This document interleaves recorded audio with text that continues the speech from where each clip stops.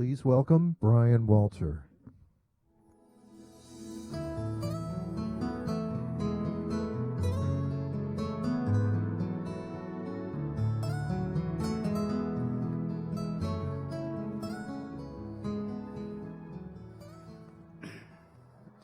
On the morning of May 10th, Mother's Day, my father lost his 19-day battle with the coronavirus. He left behind a devastated family and friends grieving his loss. My father was the old man with the beard.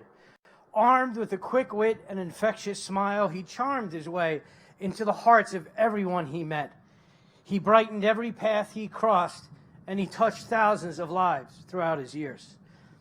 But to me, he was Dad, a role model and an inspiration, an amazing grandfather to my kids, and the happy voice who would greet me at the end of every day with, "Hey, how are things on the railroad?"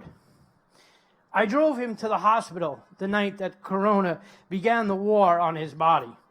It was a long drive through the streets of New York City, and we struggled to make small talk, something which was never really an issue to us. He didn't respond much, and at one point he even apologized, saying speaking took too much energy. I wasn't used to this because Dad loved to talk, and I loved talking to him. Over the years, we talked about everything from his love of history to family to my work on the New York City subways. Since the start of the pandemic, I was deemed an essential worker.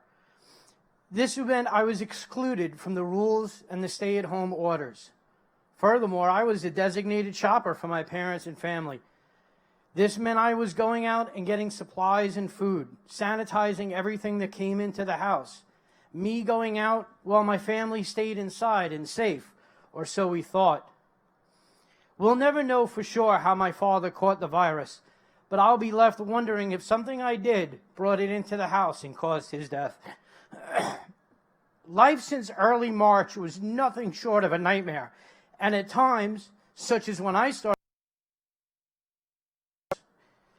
as we fielded calls from the hospital and video chats when possible with Dad, I fought off fevers, headaches, and the worst body aches I've ever known.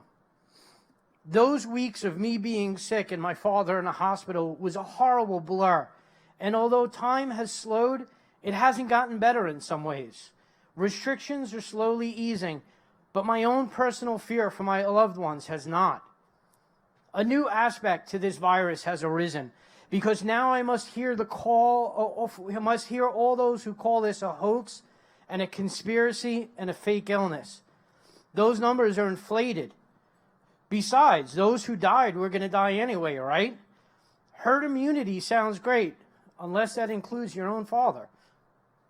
Today I'm here to remember my dad, John Walter, and the 200,000 victims to a disease that is not a hoax or a conspiracy or a fake illness. I am here for the family I have made through the COVID loss support group that I was blessed enough to find on Facebook. I am here for friends. I am here for grandfathers and fathers and sons and brothers, and sisters and daughters, mothers and grandmothers, for husbands and wives.